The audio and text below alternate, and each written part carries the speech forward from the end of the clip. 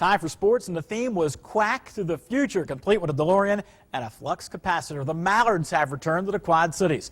A few hundred fans turned out to lend their support to the new owner, Chris Lencheski, the founder and president of Ski Motorsports, a NASCAR racing organization.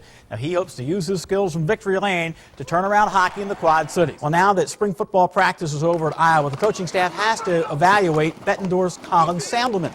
Well, last year, Sandelman had 6 receptions for 76 yards and 2 touchdowns. This year, he should see significant playing time at split end. I went one-on-one with Colin after practice Saturday and asked him, where's he going to fit in? I'm just trying to fit in wherever the coaches want me, and wherever they want me, I'm willing to do whatever. What have you worked on specifically? I'm really trying to focus on my routes and trying to be more consistent with my routes and my reads and just catching the ball. That includes fielding a couple punts as well, right? Oh yeah, absolutely. I love catching punts, and if they got me in their plans for that, that's awesome. And just when the Quad City River Bandits were starting to hit, they got rained out yesterday. They were off tonight before starting a 4-game set in Beloit tomorrow. The last night on Quad City Sports Spotlight, I asked catcher Charlie Cutler and second baseman Aaron Luna if this 2-day layoff comes at a good time. Personally, I don't think it is. I'd rather save those rainouts for a little bit later in the season, but we'll take them when they come. Aaron? Exactly. I would, totally agree with what Charlie said about that. I mean, when you get kind of a hot streak like this going, you kind of want to keep it rolling. But, at the same time, it is, good for some of these guys that are kind of dinged up to get a day, day off and, ready to go Tuesday. And finally, my sources tell me the Alleman High School may hire a new boys basketball coach. The school doesn't have any official comment right now, but that could happen soon, so we'll keep you up to date. Stay tuned. All right. Thank you, Mick. Jason Moose Gessling is your typical high school student athlete. He likes football and wants to be a part of the team. But Jason has Down syndrome, and he never really gets to play. But on the last day of the season, he not only got the dress for the game, he was a game captain. And before the game officially started, with his mom, and dad, and grandparents and twin brother Jeremy looking on, he got his chance to run one play and do something that every player would like to do, and that's score a touchdown.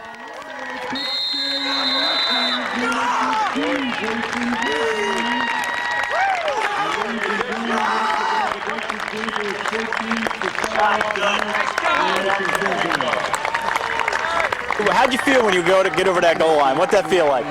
Couldn't get hot that day. Jason had just found out the night before that he would take the field, and his dad said Moose could hardly sleep. He was very, very excited. I mean, he talked about it all night last night because he found out for the first time. The coach told him at practice that he was going to play tonight and dress out. I mean, he also said he was going to do it for his brother. I mean, he has a twin brother, Jeremy, that is having a lot of medical problems, so he's kind of worried about that, but I think everything will be all right. It was a precious moment, something I'll remember all the time. And I hear he was doing this for his brother, correct? Yes, his brother, twin brother Jeremy, sitting right here. He's had a lot of medical problems. He's going to be having open heart surgery probably within the month. And what does it mean to you to have a player like Jason here in the program? Jason's a real special asset to us. This guy has a heart of gold, and he comes out to practice every day, gets the guys fired up, and he's all about what football's about the team, believing in yourselves. And it was nice to get him a chance to come out here today and score a touchdown. He's a great kid. He's out at practice every day with us. He gets us fired up, gets us ready to go. He's really inspirational too. There's nobody that loves football more than Moose does. He's the best player we have. He always is inspiring us.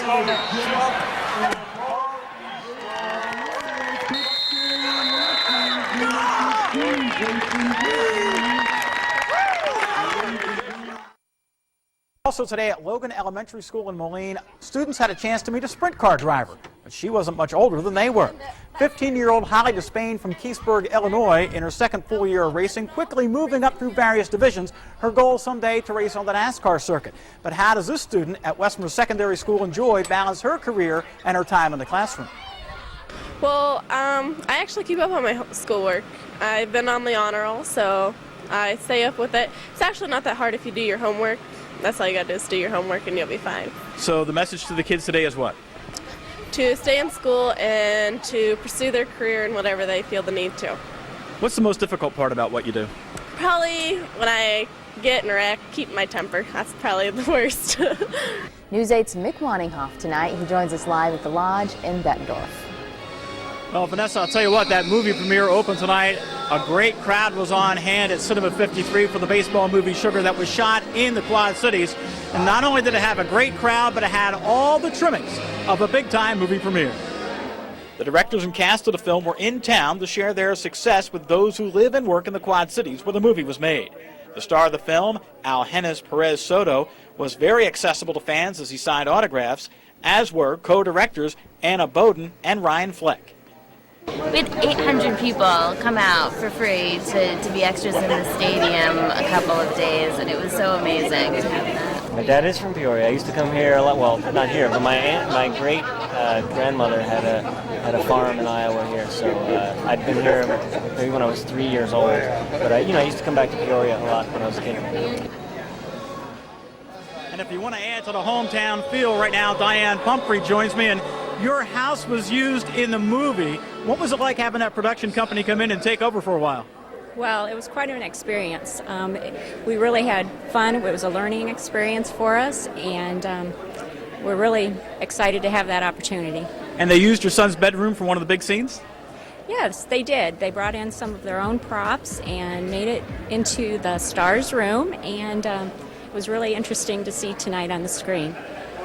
You say it was interesting to see, a little bit surreal, though? Yeah, a little bit surreal, but still a great experience for us. Well, Diane Pumphrey, thanks for taking time, and thanks for letting those people use your house. Yes, certainly. That's the story here at the Lodge, as once again we are live, and we'll come back a little bit later on, Matt and Vanessa, for your total day in sports. Hello and welcome to TPC Deere Run. I'm Mick Moninghoff, and today the pros arrived as the John Deere Classic is in full swing, and those tour professionals wanted to get in some quality work today and get familiar with their surroundings. And it really makes no difference if you're from Franklin, Kentucky or Cedar Rapids, Iowa. Every year there are minor adjustments that are made to the course here at TPC Deere Run. Each player has to find his own comfort zone, and that holds true for Zach Johnson. The former Masters champ knows the terrain, and today he enjoyed his walk with Kenny Perry. Yeah, it was good. I mean, it was casual, you know. We had a little game, too. It was a little jabby, but that's the way it's supposed to be. And Kenny Perry, the defending champ, took his swings today with Zach Johnson, and the way they were jawing, it's a wonder he didn't take a poke at the former Masters champion. It was all good-natured kidding, but Perry says the jabs were flying out there. Oh, Zach and I go way back. He's always trash-talking me all the time. It seems like every time he trash-talks me, I play good, so he needs to keep on doing it. Now, don't forget, we'll have interviews with the pros all week long because we are the official station of the John Deere Classic, and tomorrow night, starting at 6:30, our first edition of the 19th hole. Live at TPC Deere Run, I'm Mick Moninghoff, WQAD, Quad Cities News 8.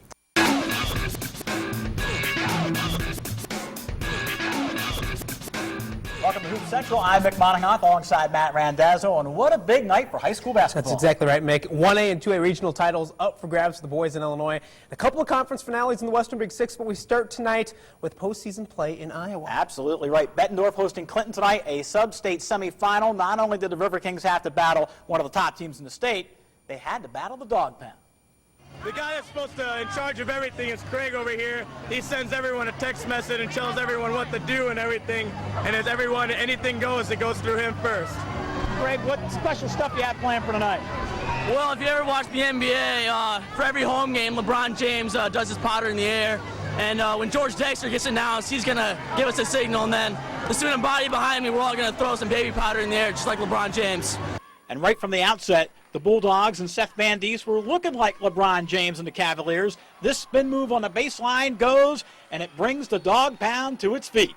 He's a beast down there. He gets Austin Nedeljkoff. Best shooter since Steve Kerr open. Seth's the man, hands down. And when Austin Nedeljkoff nails this three-pointer, it brought the chant of "You smell" from the Dog Pound. It was a little misconstrued, and Chess had to take a timeout. Back to the court, and Brian Bergman hits from outside. Bettendorf held the halftime lead of 33-13. So as they went to the locker room to prepare for the second half, so did the Dog Pound. I mean, I got thrown in the penalty box. I had to serve a couple minutes. It happens, you know. You cheer, you try to do what you can to help the team win. Apparently they didn't like a couple chants. What are you going to do? I'm back here. Let's go. Second half. Let's go. The Lumber Kings fans didn't have much to cheer about, but Matt Reynolds does beat the buzzer as the third period comes to a close. Still Bettendorf led 46-25. Drive home safely! On to the fourth quarter, and the handwriting on the wall when Big Seth Van Diest throws one down. The lead was 50-31, and the fans knew what they wanted. The final score tonight, 60-34 as Bettendorf beats Clinton, and now they move on to the sub-state game. We just got to come out every game like it's our last because, you know, it's tournament time. The regular season records, they don't matter, anymore, so we just got to play hard every single game where you go home. Everybody contributed. It was a total team effort. Austin played great. I think he had over 20 points. He really played well, and just everybody really chipped in. We're going to keep it rolling by coming out, giving support like we did tonight. Maybe not some penalty technicals that we got in the fan section, but we're going to keep it rolling, keep this momentum going, and it was a great win. Time for sports. In the first game of the day, saw the Iowa Hawkeyes in the Outback Bowl taking on South Carolina. This was the last game for running back Sean Green. He's turning pro, but boy, did he go out in style. Raymond James Stadium full of Hawkeye faithful. Iowa looking for win number 9 and 6 in their last 7 games. We heard so much about Green in the Iowa running game, but on the first drive, Ricky Stanzi going through the air often. This one to Brandon Myers on a 3rd down conversion. That might have confused the South Carolina defense, and after Green started running, they were dazed too. Green has it inside the 10-yard line. And then on 2nd and goal, Stanzi to Trey Strauss for a 7-0 lead. Stanzi 13-19 for 147 yards and that touchdown. Then 2 plays later, defensive back Tyler Sash picking off Steven Garcia, and Sash taking the ball to the 18-yard line. And it only took 5 plays for Green to find pay dirt for his first of 3 scores on the day, and Iowa had a 14-0 lead. Then just 2 plays later, it's Garcia fumbling the football away as A.J. Eads would recover, and it was going to be that kind of day for the Gamecocks. They turned it over 5 times. And here's another one. Bradley Fletcher going to intercept the pass, and that would lead to Iowa's 3rd score in the first half. How about Ricky Stanzi showing his toughness as he carries the ball down to the 1-yard line coming up here. Almost broke the plane. And then, since he didn't get in, we'll give it to Green. Playing in his final collegiate game, he takes it in for a 21-0 halftime lead. Now, the Hawkeyes scored on their first 2 possessions in the 3rd quarter as Danielle Murray made an 18-yard field goal. And then, Sean Green, his 3rd touchdown of the game and a school record 20th of the season. 31-0 Hawkeyes. Now, the Gamecocks scored the final 10 points, but that was it. Iowa wins it 31-10. Sean Green ran for 121 yards, making it 13 straight games over 100. He also set a school record of 1,850 yards and told his coach of his decision to turn pro after the game. We were just walking down the hall, and, he had made up his mind. And, I've been around the block once or twice. Young people think about their futures. They think about things that are pertinent to their life. And such a great team member. And he's obviously a very tough, determined player on the field, but he's such a great team member. He thinks so right. He's going to be extremely valuable, a great asset to any team that's smart enough to take him next year. They'll be they'll be happy about that one. I pretty much did my damage on the college level. SEC supposed to be one of the toughest, defenses and stuff like that. So I think I did pretty good today. So I think I'm going to try my chances in the NFL. And what if the coach's friend, Scott Paoli, becomes the GM of the Cleveland Browns? Could Ferentz follow to the NFL? Scott's a great friend of mine, and I think it's a mutual thing. But I think it's presumptuous to think anybody knows what he's doing right now. And he and I haven't talked in 3 weeks. So, we've both been doing our jobs. And I'll tell you, I've got a great job at Iowa. I've said it many, many times. The people are fantastic, and I just feel very, very fortunate. And for the players, this is one they'll never forget. That feels awesome, man. We worked hard for a month, came down here, and represented the conference well. We played well, and we're happy. We got to win. I got a Christmas present, first play of the game, our first pass of the game, and then started with our guys up front, and they just get the job done every week. This is a great month. We had a great bowl prep, and I had a great teammates to share it with. I'd do it all over again. We improved during that month off, and that was something we really took pride in, and we don't really relax during bowl prep here at Iowa, so it feels great. It feels great to be out here and come out as a winner. So Iowa gets the first win of this bowl season for the Big Ten, but other conference teams in action today as well. When we come back, we'll check out the granddaddy of them all, the Rose Bowl, Penn State, USC, plus other games right here on WQAD News Channel 8. Welcome back. How about those other... Welcome back. High school athletes signed their national letters of intent today. One of the biggest signings took place at Sterling High School. Joseph Bertrand will continue his education and play hoops at the University of